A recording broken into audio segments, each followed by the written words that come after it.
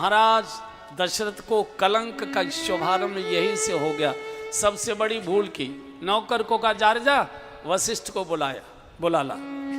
जब घर में बालक नहीं हुए, घर सूना सूना था, तब वशिष्ठ आश्रम जाते हैं और रोते, गुरु ग्रह गया तुरत मही पाला, गुरु ग्रह गया तुरत मही पाला, चरण लागी करी विनय विशाला, चरण लागी करी विनय विशाला, निज दुख सुख सब गुरु ही सुनायहूँ, निज दुख सुख सब गुरु ही सुनायहूँ। हाँ कही वशिष्ठ बहु विधि समझायहूँ, कही वशिष्ठ बहु विधि समझायहूँ। धरहु धीर होई यही सुत चारी, धरहु धीर होई यही सुत चारी, त्रिभुवन विदित भगत भय हारी, त्रिभुवन विदित भगत भय हारी। जब घर में संतान नहीं थी तो सवेरे सवेरे वशिष्ठ आश्रम जाकर वहां चरणों में रोए, गुरुदेव रक्षा करो, गुरु का आशीर्वाद हो गया, राजन धैर्य रखो, धरो धीर हो यही सुतचारी। चार चार बेटे तुमको मिल गए, चार चार बहुएं गुरु की कृपा से मिल गई। अब नौकर को जा रे जा, वशिष्ठ को बुला ला। अगर भेजना था तो कहते देखो मैं थोड़ा व्यस्त हूँ, गुरुदेव को प्रार्थना करना। आना तो महाराज ही चाह रहे थे, थोड़ी व्यस्तता थी, गुरुदेव कृपा करके राजसभा पधारे। लेकिन भाषा भी बिगड़ चुकी, अहंकार है। और भगवान का कोई भोजन नहीं है, भगवान अहंकार ही खाते हैं। ओंकार और अहंकार का कोई संबंध नहीं है।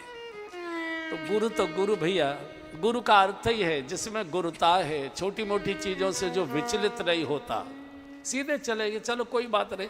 फिर राजा तो राजा ही होता है भाई, राजा से उसके अनुकूल ही रहना चाहिए। चूँकि राज सत्ता जब क्रूर होती है तो बहुत क्रूर हो जाया करती है।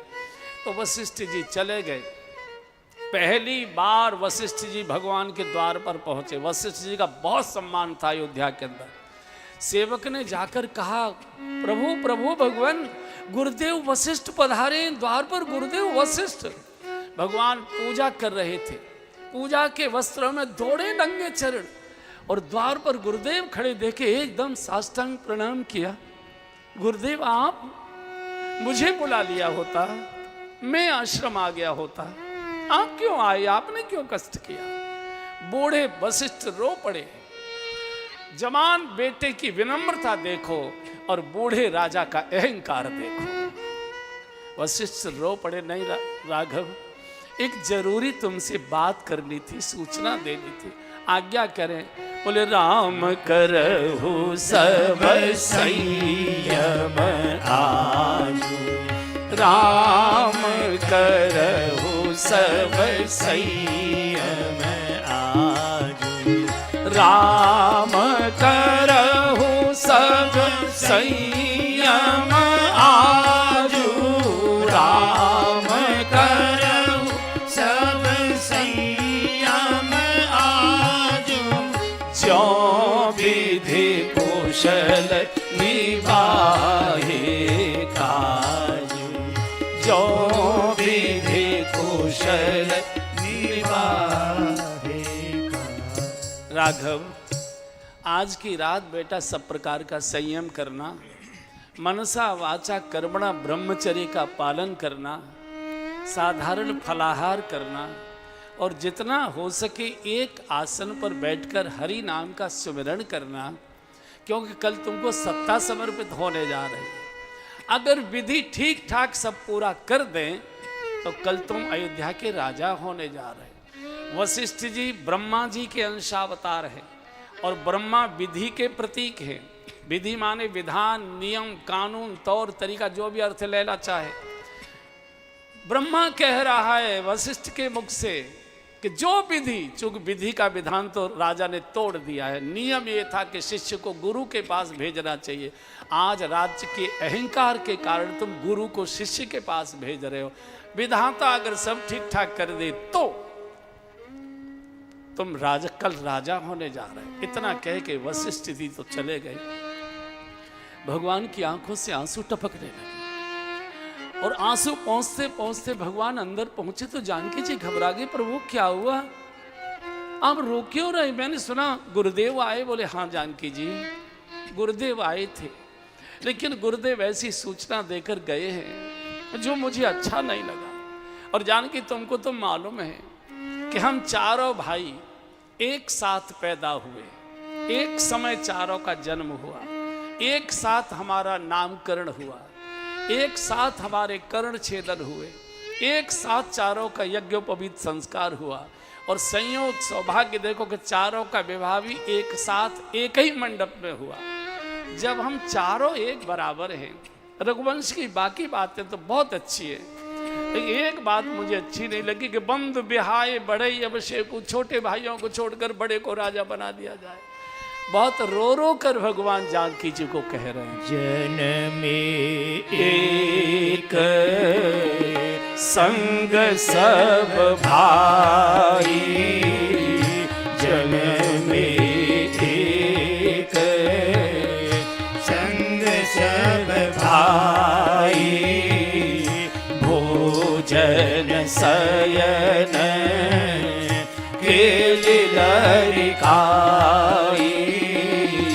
सब गाइए, ये हमारी आपकी सबकी कथा है। केली लरिकाई, हाँ करन बेध उपवीत बियाह, करन बेध उपवीत बियाह, संग संग सब भये उछाह, संग संग सब भये उछाह, विमल वंश यह अनुचित एहू, विमल वंश यह अनुचित एक, हाँ बंधु बिहाई बड़े अभिषेक, बंधु बिहाई बड़े अभिषेक, जन में एक संग सब भाई, जन में एक संग सब भाई। रघुवंश की बाकी सब बातें जानकी जी बहुत अच्छी हैं। एक रीति मुझे नहीं अच्छी लगी, छोटे भाइयों को छोड़कर बड़े को राज तिलक कर दिया जाए। अरे मैं तो वैसे ही बड़ा हूं, मैं तो वैसे ही बड़ा हूं। अगर मेरा छोटा भैया भरत राजा हो जाएगा तो अगर मैं राजा होता हूं तो लोग कहेंगे अयोध्या के राजा राम, लेकिन मेरा छोटा भैया भरत राजा होगा तो सारी दुनिया कहेगी अयोध्या के महाराज भरत के बड़े भाई श्री राम। मैं कितना बड़ा हो जाऊंगा। और यही राम राज्य की आधारशिला है, नींव है। जहाँ छोटे को बड़ा करने की इच्छा हो, जहाँ छोटे को बड़ा देखने की इच्छा हो, समझ लो उस घर के अंदर राम राज्य की आधारशिला रख दी गई है। आज छोटे को दबाया जाता है। तू कहाँ था? तू तो उस समय पढ़ाई कर रहा था, पिताजी तो बूढ़े हो चुके थे, मैंने ये सब कारोबार खड़ा किया, कितना पसीना बढ़ाया है मैंने अपने बच्चों को। नहीं नहीं, बिल्कुल नहीं, मैं जो कहूँगा वो तुमको मिलेगा, ऐसे नहीं। और वृद्धावस्था में बूढ़े बाप को बंटवारे के नाम पर बड़े भाई का अहंकार बाप को कोर्ट में लाकर घसीटता है। राम कथाएं भी सुनते हैं, रामायण भी पढ़ते हैं, और बंटवारे का केस छोटे भाई से कोर्ट में भी लड़ते हैं। फिर और क्या होगा? कलयुग। कलयुग इसी को कहते हैं, जहां छोटे को बड़ा होने की इच्छा हो। मेरा छोटा भैया बड़ा होगा, कितना मुझे अच्छा लगे। अरे भाई, इस देश में बड़ा भाई पिता माना जाता है, और इस देश की हमेशा से परंपरा रही है। पहले पुराने बड़े बूढ़े नया कपड़ा नहीं सिलवा के अपना पहनते थे, बच्चों का उतरता था उसे ही पहना करते थे। ये तो फटा नहीं है, अभी तो बहुत अच्छा है, तुम नया बनवा लो, हम इससे काम चला लेंगे। और जो पिता अपने बच्चों की थाली छीनकर स्वयं खाने की इच्छा करे, वो पिता कहलाने का अधिकारी नहीं। भगवान राम ऐसे ही भगवान नहीं हो गए, कितना बड़ा त्याग किया हुआ है। इधर अयोध्या में समाचार हो गया कल राम का राज तिलक होने वाला। ओहो, नगाड़े बजने लगे, जय जयकार होने लगी, सड़कों पर नौजवान नृत्य करने लगे, घर घर में मंगल उत्सव मचने लगा, तोरण द्वार बनाए जाने लगे, और सब लोग एक ही बात बोल रहे हैं, कल कब हो, कल कब हो, कल कब हो, सकल कहें कब हो यही काली। लेकिन अयोध्या के भोले नागरिकों को मालूम नहीं, कल तुम्हारी कल नहीं आने वाली, कल 14 साल का धक्का मारने वाली है। कारण विघ्न मनावें देव कुचाली। और बड़ी कोठी वालों को, झुग्गी झोपड़ियों वालों की दिवाली जगमगाती सुहाती नहीं है, बहुत कठिन है।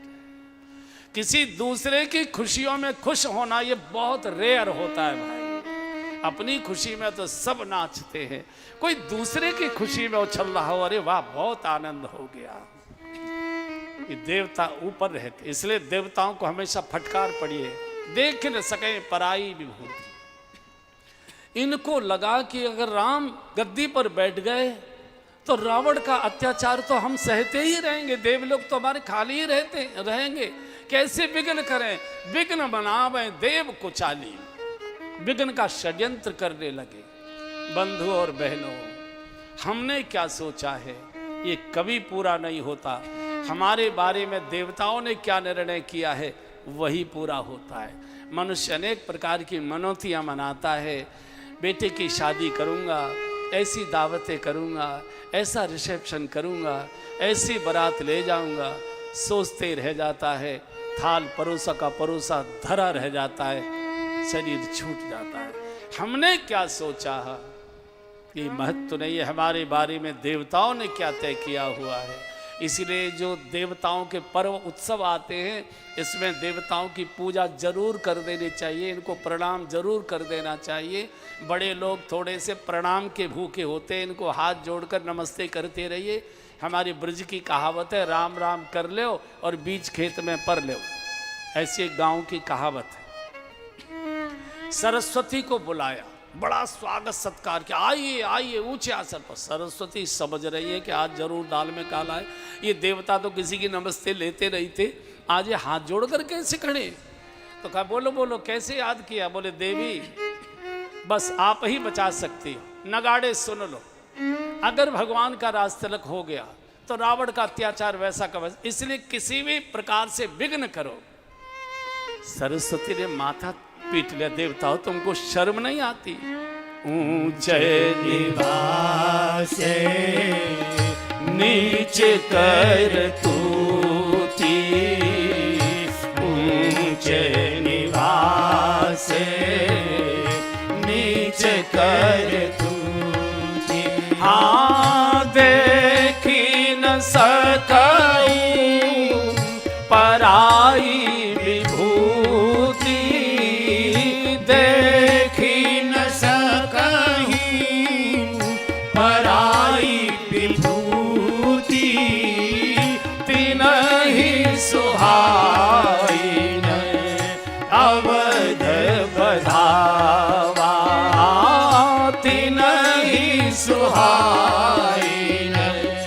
अवध बधावा, चोर ही चांदनी राती न भावा, चोर ही चांदनी राती न भावा। निवासे नीचे कर तूती ऊंच निवासे। सरस्वती चीख पड़ी, रो पड़ी, तुमको शर्म नहीं आती? तुम्हारे आवाज इतने ऊंचे देवलोकों में और सोच इतनी नीच तुम्हारी, कीचड़ से भी गई भी थी। तुमको अयोध्या के नागरिकों की जय जयकार सुहा नहीं रही तुम्हारे कानों को? दिवाली के दीपक जगमगाते तुम्हारी आंखों को काट रहे हैं क्या? अरे तुम दिवाली के दीपकों में एक दीपक और मत बढ़ाओ, चलेगा, लेकिन बुझाओ तो मत। प्रकाश करना हो कितना परिश्रम करना पड़ता है। दीपक लाओ, तेल लाओ, रुई लाओ, बत्ती बनाओ, माचिस लगाओ, तब दीपक जलता, प्रकाश होता है। इतनी मेहनत के बाद अंधेरा करना हो, कुछ करने की जरूरत नहीं, एक फूंक मार दीजिए, गुप्त अंधेरा हो जाएगा। देवताओं ने कहा देवी ये उपदेश का समय नहीं है, भगवान राज्य भोगने नहीं आए, भगवान हमारे दुखों को दूर करने आए हैं। उनकी घोषणाएं परित्राणाय साधुनाम विनाशाय च दुष्कृताम धर्म संस्थापनार्थाय संभवामि युगे युगे। भगवान हमारे संकट दूर करने आए हैं, और अगर परमार्थ के लिए थोड़ा अपयश भी लेना पड़े तो ले लीजिए। कुछ परमार्थ के भाषण का प्रभाव, कुछ भगवान की इच्छा, जो भी कारण हो, सरस्वती तैयार हो गई, आ गई अयोध्या के अंदर। और जैसे अपने अपवित्र मनोरथ लेकर सरस्वती ने अपना पैर, मैं चरण नहीं कहूँगा, अपना पैर अयोध्या की पावन धरती पर रखा, एक साथ अपशकुन हो गए। भयंकर भूकंप आया, तेज आंधिया, तोरण द्वार गिर गए, झंडियां गिर गई, दीपक बुझ गए, नृत्य करते लोगों के पैर रुक गई। क्या हो गया? क्या अचानक क्या हो गया? अयोध्या की गलियों में घूम रही है, किसकी बुद्धि बिगाड़ी जाए? सोचा कि जिसने सरयू का जल पिया होगा जन्म से, जिसने अवध की धरती का उगा हुआ अन्न सेवन किया होगा, उसकी तो बुद्धि नहीं बिगाड़ी जा सकती, कोई बाहर का मिलना चाहिए। तो ढूंढते ढूंढते मिल गई नाम मंथरा मंदमती और चेरी के कई के। मंथरा मिल गई। मंथरा अयोध्या के बाहर की थी, कश्मीर की थी, केकई कश्मीर की थी। देखो भूमि का भी कैसा संस्कार होता है। कश्मीर ने भारतवासियों को त्रेता में भी रुलाया था और आज तक भी रुला रहा है। भूमि के संस्कार होते। ये दहेज में आई थी, ये दहेज में नौकरानी थी, केकई की कुबड़ी थी। शास्त्र में इसको गोस्वामी ने कुसंग कहा है। और बंधुओं देखिए कुसंग किस घर में बैठा हुआ है? जिस घर के मालिक धर्म धुरंधर गुरुनिधि ज्ञानी महाराज दशरथ हैं, स्वर्ग से चलकर इंद्र जिनसे मिलने के लिए अयोध्या आता है, उस घर में कुसंग बैठा हुआ है। जिस घर के आंगन में अनंत कोट ब्रह्मांड का नायक ब्रह्म राम के रूप में आंगन में विचरण कर रहा है, जिस घर के आंगन में विष्णु महाविष्णु के अवतार भरत जी बालक के रूप में विचरण कर रहे हैं, जिस आंगन में काल लक्ष्मण जी के रूप में विराजमान है, जिस आंगन में भक्ति महारानी बहू बनकर विचरण कर रही है, उस घर के आंगन में भी कुसंग बैठा हुआ है। बंधु हमारी और आपकी तो हैसियत क्या है? और कुसंग हमेशा दास और दासी बनकर ही आता है। कुसंग शुरू में बहुत विनम्र होता है, बहुत झुक के बात करता है, बाद में वो गर्दन ऐसी पकड़ता है कि आपको इतना झुका देगा कि आप मरते दम तक उठ ही नहीं पाओ। इसलिए भले ही सत्संग मत करो, चलेगा, लेकिन गलती से भी कुसंग में मत जाइए। गोस्वामी जी लिखते हैं, बरु भल बास नरक करता था, बरु भल बास नरक करता था, दुष्ट संग जनि दे विधाता, दुष्ट संग जनि दे विधाता। आजी दुष्ट संग जनि दे विधाता। दुष्ट संग जनि दे विधाता।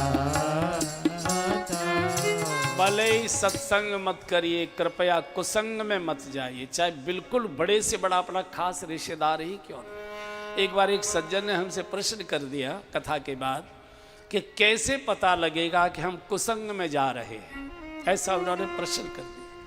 हमने कि देखो, जानते तो तुम हो, या तो अपनी जो सोचा है उसको जस्टिफाई कराना चाह रहे हो कि महाराज क्या बोलते हैं, अच्छा क्या है बुरा क्या है इस बात को कुत्ता भी जानता है, सही क्या है गलत क्या है इस बात को कुत्ता भी जानता है। आप प्रयोग करके देखिए, आप कुत्ते को रोटी डालिए, जहां भी आपने रोटी डाली कुत्ता वही खड़े होकर या बैठकर उस रोटी को खाता है। लेकिन जब कुत्ता किसी के घर से रोटी चुरा कर ले जाता है तो वहां नहीं खाता, उस गली में जिस घर में से चुराया कई गली पार एकांत में जाकर खाता है। कुत्ता इस बात को जानता है कि मैं चोरी करके लाया हूं, गलत करके लाया हूं, मनुष्य नहीं जानता। मैंने कहा चलो अब मैं तुम्हारी बात काटूंगा नहीं, लेकिन मैं संकेत बता रहा हूं, तुम्हारे काम की बात निकल आए तो पकड़ लेना, छोड़ देना। कुसंग क्या है? जहां जाते समय, जिधर जाते समय, जहां बैठते समय बैठे बैठे, जहां खाते और पीते और जहां से निकलकर आते मन में ये धक धक होने लग जाए, कोई देखने वाला तो नहीं है, कोई जानने वाला तो नहीं है, कोई पहचानने वाला तो नहीं है, वो जगह, वो दिशा, वो चीज़, चाहे खाना, चाहे पीना, चाहे बैठना, चाहे जाना, वो कुसंग है। मत जाइए, मत जाइए, मत जाइए। और आता है, आता है, मन कहता है, मन कहता है गलत कर रहे हो, लेकिन मानता नहीं। मंथरा की बुद्धि पर फेर दिया इसने, सरस्वती ने जहर उगल दिया, बुद्धि बिगाड़ दी। मनुष्य की बुद्धि बिगड़ती है, बुद्धि बिगड़ती है तो सारा आचरण बिगड़ जाता है। ये गई अंदर लंबी लंबी सांसें लेते हुए, केकई ने पूछा मंथरे क्या हुआ? अरे क्या हुआ? अरे क्या हुआ? और जोर जोर से त्रिया चरित्रम पुरुषस्य भाग्यम देवो न जानाति कुतो मनुष्य। अरे क्या हुआ? अरे बता तो सही। और लंबी लंबी श्वास, क्या बताएं, बताने की लायक नहीं है, घबराहट हो रही है। और बता तो सही, और मेरा राम तो कुशल है ना, कुशल राम। केकई राम को इतना प्यार करती थी कि जब पूजा में बैठती थी तो पूजा घर के ठाकुर जी को अंत में हाथ जोड़कर प्रार्थना करती थी, विधाता तूने इस बार राम को कौशल्या के गर्भ में भेजा है, अगले जन्म में राम मेरे गर्भ में आना चाहिए। इतना राम को प्यार करती थी केकई। लेकिन कुसंग का परिणाम देखिए कि केकई जैसी धर्मात्मा महिला को भी राम का दुश्मन करा दिया और इतना बड़ा कलंक का टीका लगा दिया। आज तक कोई भी अपनी बेटी का नाम केकई रखने का इच्छा नहीं करता, किसी का नाम केकई नहीं मिलेगा। तो क्या हुआ बताओ तुझे? बोले राम है छाड़ कुशल के आजू। क्या हुआ? बोले जय जनेश दई युवराजू, वे राजा होने जा रहे। राजसभा ने निर्णय कर दिया, महाराज ने घोषणा कर दी। अरे केकई तो इतनी नाचने लग रही, मंथरा कैसा सुंदर समाचार। और जितने कंठ में हार पहने हुए थी केकई के गले, केकई ने मंथरा के गले में डाल दिया और जैसे हार पहनाए मंथरा ने उतार कर फेंक दिया। केकई ने कहा मंथरा क्या हो गया तुझे, कुछ थोड़ा लगता है क्या, और बता क्या दूं? मंथरा ने कहा कि सौत का लड़का राजा हो रहा है, इसमें आप बड़ी खुशी हो रही हैं, और पूत विदेश न सोच, तुम्हारे अपना बेटा विदेश में है, उसकी तो तुम क्या बात करती हो? ये हमारे परिवार की परंपरा है कि बड़ा बेटा ही राजा हुआ करता है। और आज तो महाराज ने लगता है मेरी बात मान ली। मैं रोज रात्रि को जब आते थे मेरे पास कॉफी पीने के लिए राजसभा से लौट कर, आज दशरथ जी का नियम था, राजसभा से कौशल्या जी के भवन में तब जाते थे जब कैकेयी के यहाँ आकर और कॉफ़ी पी जाते थे। मैं रोज कहा करती थी मेरा राम सब प्रकार से योग्य हो गया, सब प्रकार से योग्य हो गया, अब इसको रास्ते लग करो। और हम लोग वन में चलते तीर्थ यात्रा करते हैं, जीवन का शेष समय अब किसी संत के चरणों में भजन करते करते पिता। आज लगता है महाराज ने मेरे मन की इच्छा पूरी कर दी। तो मंथरा ने कहा सौत का लड़का राजा हो रहा है, इसमें तुमको कैकेयी ने मंथरा जबान संभाल कर बोल के कौशल्या मेरी सौत नहीं है। बोले तो मेरी माँ है, मुझे वो बेटी के तरह प्यार करती, वो मेरी माँ है। ठीक है, अब हम तो जो सुन के आए हैं, चूंकि आपका अन्न खाया है इसलिए हमसे ये बात निकल रही है, हमको क्या लेना, तो कौन नृप हो हमें ही कहानी, हमारा क्या ले, हमें तो नौकरानी रहना है।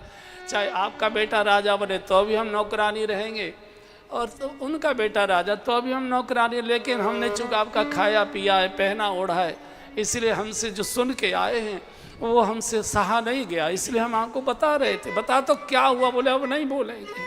नहीं बता तो सही। बोले नहीं मैं अब नहीं बोलूँगी। अरे बता तू बता तो सही, क्या क्या कहना है तुझे?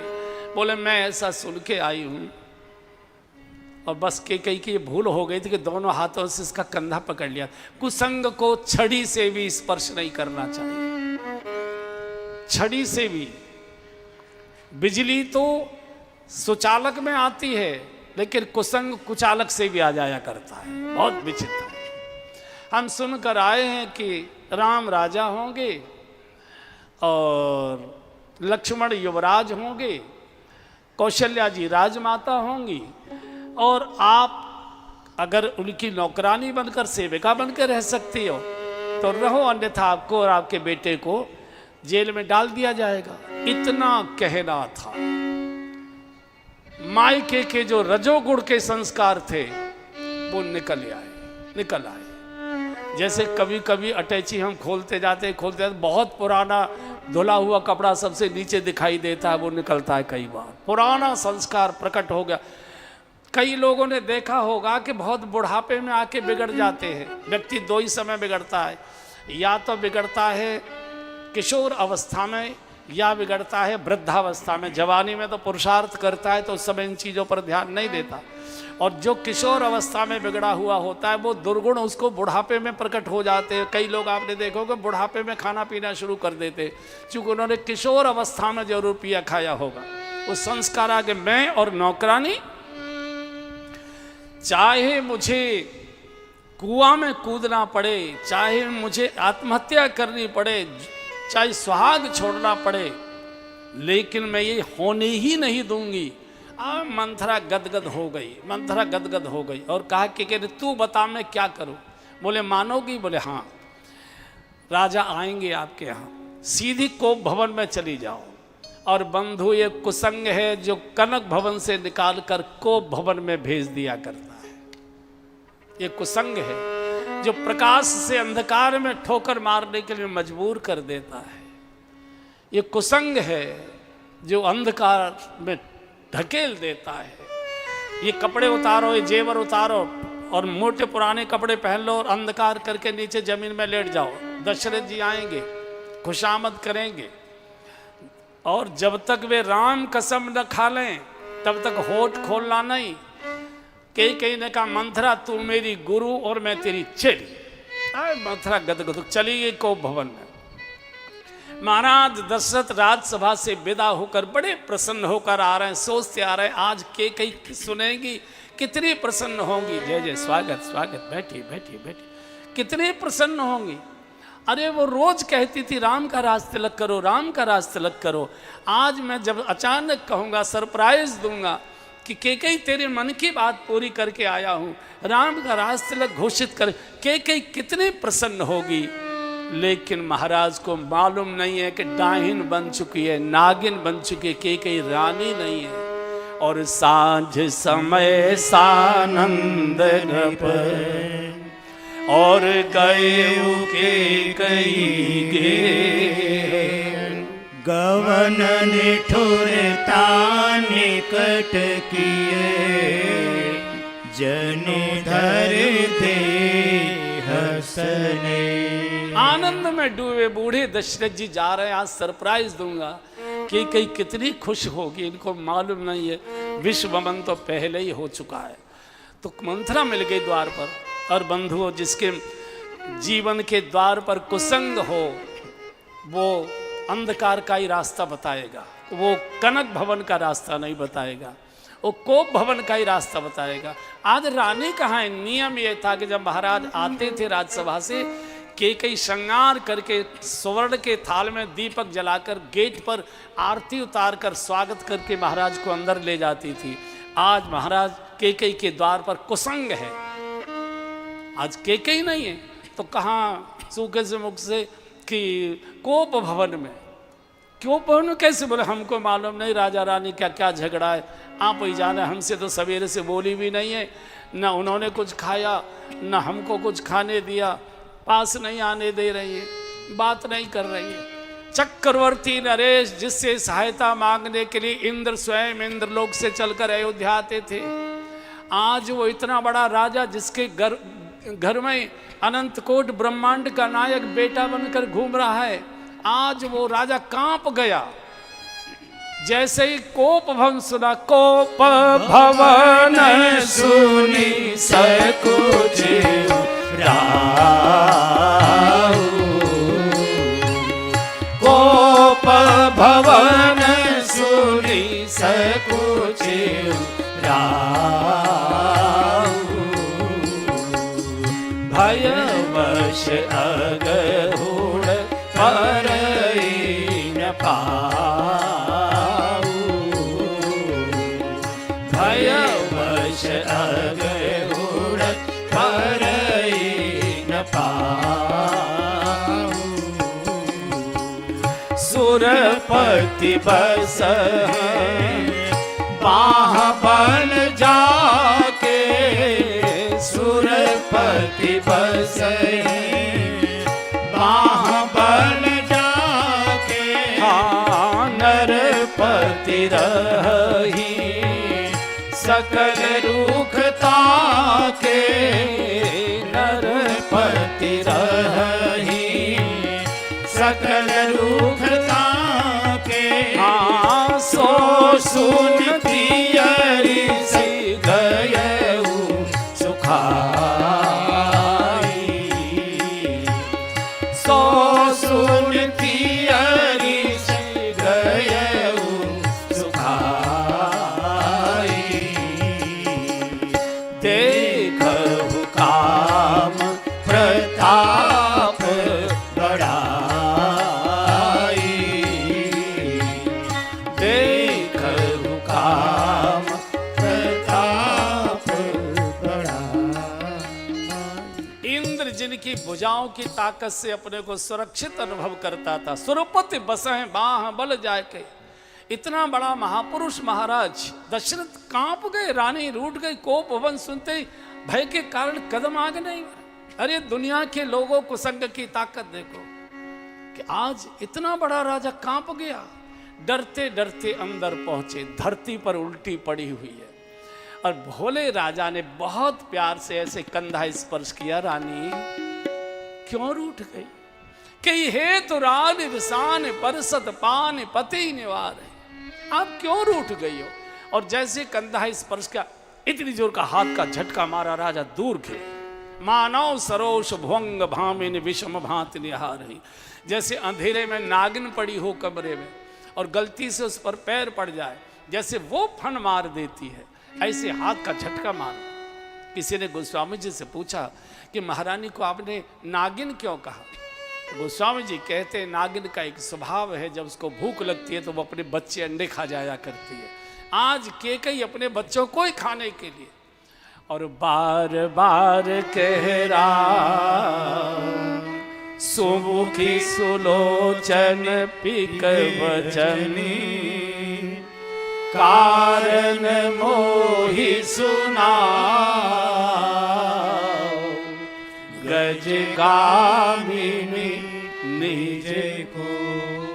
एक बार नहीं, बार बार खुशामत, बार बार हे सुमुखी, हे सुलोचनी, हे मृगनयनी, हे कोकिल बैनी, हे गजगामिनी, ये भाषा, ये शब्द दशरथ जी के मुख से शोभा नहीं देते। एक उम्र होती है इन शब्दों को बोलने की। तुम बूढ़े हो चुके, तुम्हारे बाल सफेद हो गए, मुकुट तुम्हारा तिरछा हो गया, 4 बहुएं तुम्हारे आंगन में आ चुके हैं, 4 बेटे जवान हो चुके हैं, मुकुट तुम्हारा तिरछा हो चुका है, बच्चे को सत्ता समर्पित करने जा रहे हैं।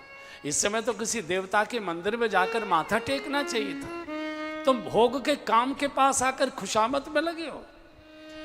ये शब्द एक उम्र में अच्छे लगते हैं, एक आयु के बाद अच्छे नहीं लगते।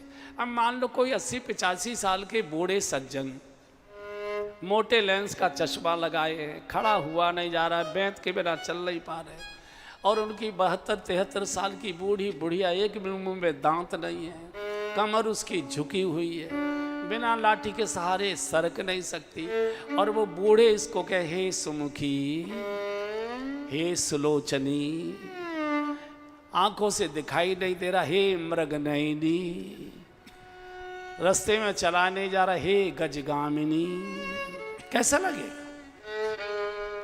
ये शब्द हर समय के नहीं है, ये कभी कभी झटका मार दिया, बार बार कह रहा हो, अरे बोल अनहित तोर प्रिया के कीना, के किसने तेरा अहित किया, मुझे बता, मैं उसका सिर धड़ अलग कर दूं। कहूं कहीं रंग कहीं करो नरेशु, बोल तू बोल तो सही, किस राजा को रंक कर दूं, किस रंक को राजा कर दूं, किस नरक को राजा को देश निकाला दे दूं।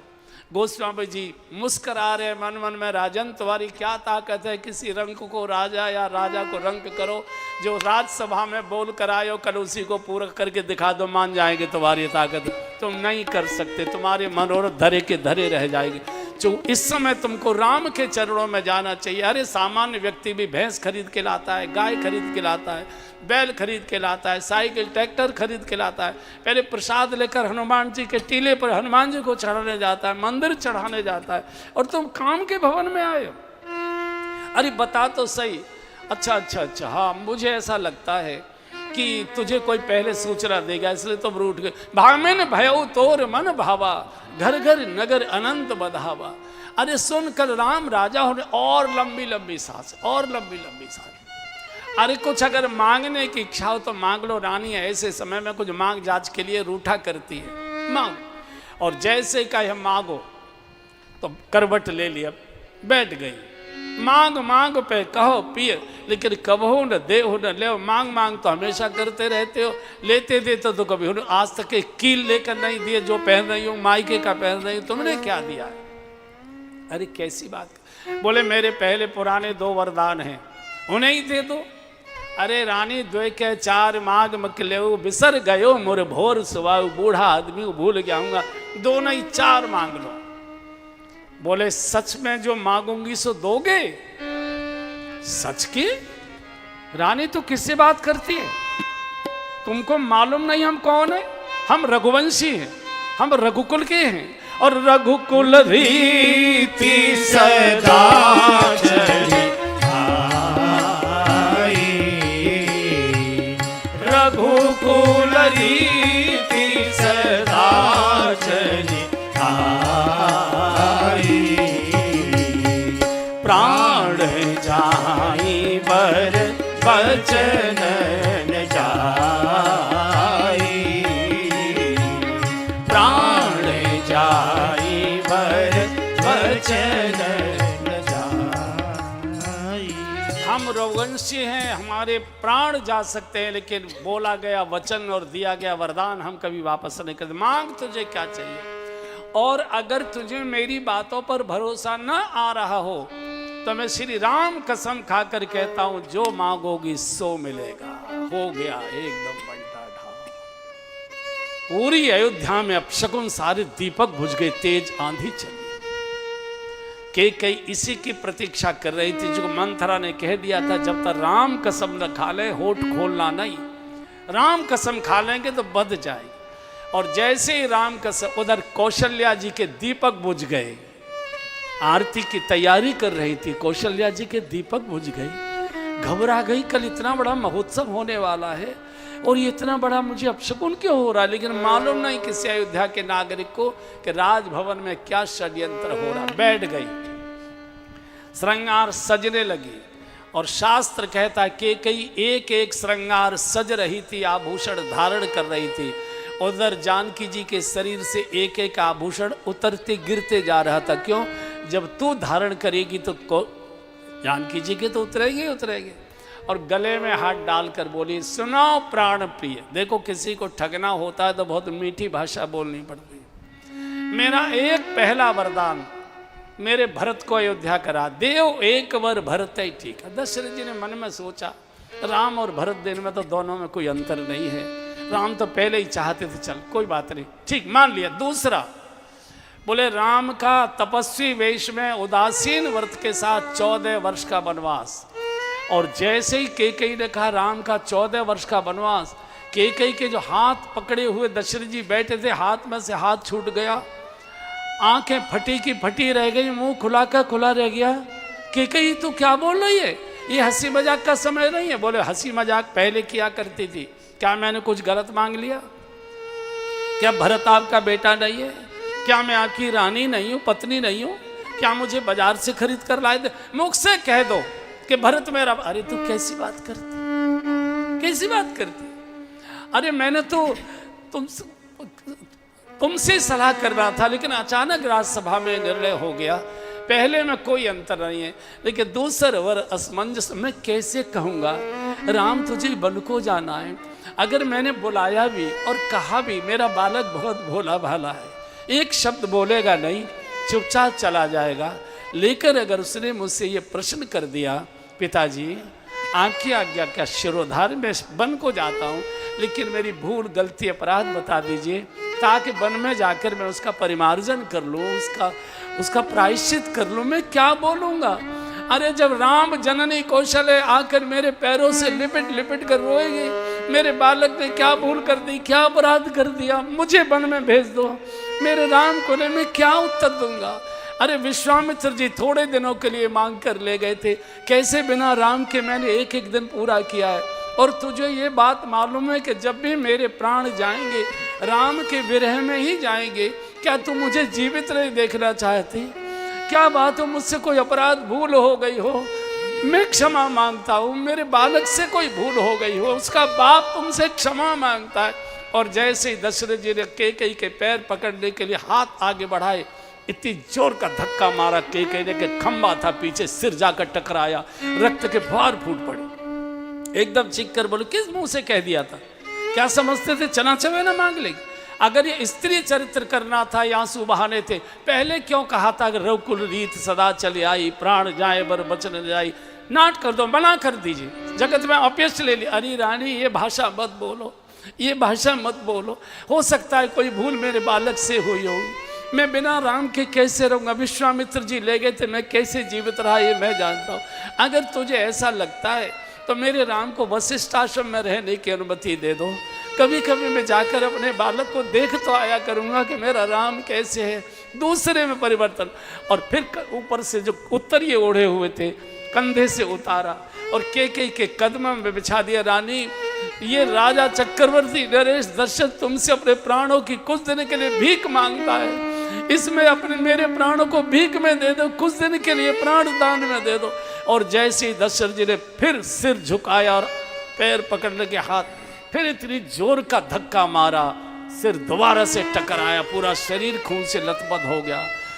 और चीख कर बोली, होत प्रात मन वेशधर, जौन राम बन जाए, मोर मरण राउर अजस, नप समझाए मन माय। अगर कल प्रातः का सूर्योदय होते होते राम बन को नहीं गए, मैं अटारी से कूद कर प्राण त्याग दूंगी, सारे जगत में आपका अपयश हो जाएगा। और बैठ गई फुकार। और जब दशरथ जी को लगा कि केकई नहीं मानेगी, एकदम चीख पड़े, अरे बैरिन, अरे डायन, मुझे नहीं मालूम था कि तू आज के दिन के लिए मेरे साथ आई है। मुझे नहीं मालूम था कि मेरा काल मेरे साथ साथ घूम रहा है। मुझे कहाँ दिखाए चाहे कहाँ दिखा रे विधाता, तूने क्या कर डाला? मैं क्या इन आंखों से देखना चाहता था, मुझे क्या दिखाने जा रहा है? इन आंखों से मैं क्या सुनना चाहता, कहाँ दिखाए चाहे कहाँ दिखावा। कहा सुनाए छे, कहा सुनावा भोली वाली कौशल्या। मैं कैसे समझाऊंगा जब सिर पीट पीट कर मेरे पास वो प्राण छोड़ेगी, मैं कैसे उसको धैर्य दूंगा। मेरा भोला भाला बालक राम कभी आकर मेरे सामने सिर उठाकर खड़ा नहीं हुआ। इसी मुख से कहा था मैंने कि बेटा तुझे तेरा राज तिलक होना है। कोई प्रसन्नता चेहरे पर नहीं थी। मैं कहूँगा बेटा तुझे वन को जाना है, मेरा बालक कहेगा पिताजी आपकी आज्ञा शिरोधार है, लेकिन मुझे मेरा अपराध बता दीजिए ताकि मैं वन में जाकर उसका प्रायश्चित कर सकूं। मैं क्या बोल पाऊंगा। हे सूर्य नारायण, आप हमारे कुल के पुरखे हो। ये बूढ़ा दशरथ आपसे प्रार्थना करता है कल प्रातः काल आप उदित महोत होना। अगर आप कल प्रातः काल उदित हो गए तो सूर्य वंश का सूर्य सदा सदा को डूब जाएगा, आप ये दृश्य देख नहीं पाएंगे। हे भोलेनाथ, हे शंकर भगवान, हे अवडरदानी, मैंने जीवन भर आपकी पूजा सेवा की है, मैंने कभी कुछ मांगा नहीं।